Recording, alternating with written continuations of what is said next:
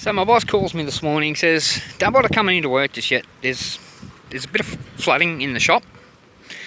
An hour and a half later, he calls me and says, you better come in, there's about to be more flooding in the shop.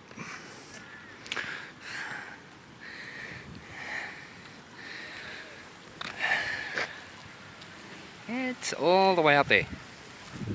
And the source, the Condamine River, is about 600 metres that way.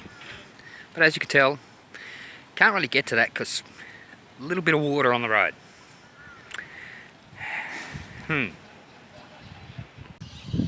Now unfortunately, yes I said unfortunately, this is a rather high part of town. Other parts of the town, not so lucky.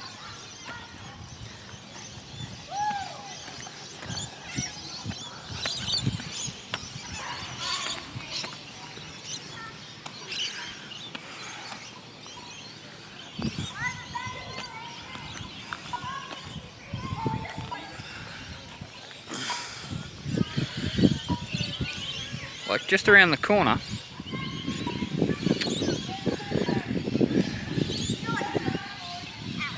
from here down, this entire street is underwater.